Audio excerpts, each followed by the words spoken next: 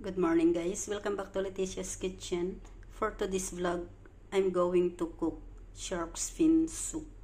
So ito yung shark's fin with fish stomach. Ito guys, fish stomach and sea cucumber.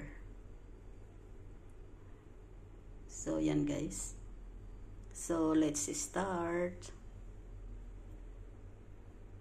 Guys, yung shark's fin soup, bali na pakuluan ko na yan. Ayan ay yung chicken soup with some ingredients. So ayan na guys. So ngayon ilalagay ko na yung shark's fin. Ito yung shark's fin.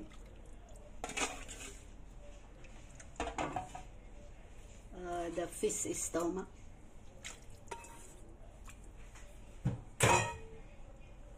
And sea cucumber. So, ayan, pakuluan lang natin yan ng mga 10 minutes. Ayan guys. Ayan, ang sarap ng shark's fin. So, ito na guys yung isang serban.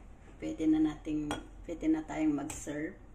So, ito yung shark's fin.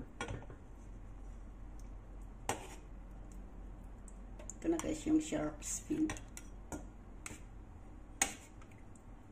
Isang serve ito guys, and then sea cucumber and fish stomach. So just 1 piece each. So ayan guys. Ayan, isang serve na yan. So ayan na guys. Thank you for watching. See you next time. Bye. God bless. So ayan na guys yung shark's fin. Ayan, ready to serve na yan. Ayan, it's yummy. It's delicious soup. Tasty and yummy. Ayan guys.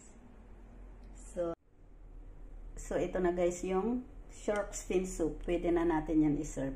Ganyan ang isang serve guys. Ayan ang shark's fin. And then ito yung sea cucumber and fish stomach. So ayan na guys. Pwede na natin yan i-serve. Thank you guys for watching. See you next time. Bye. God bless. It's delicious soup. Delicious and healthy, yummy soup. Thank you so much for watching. Bye-bye. God bless.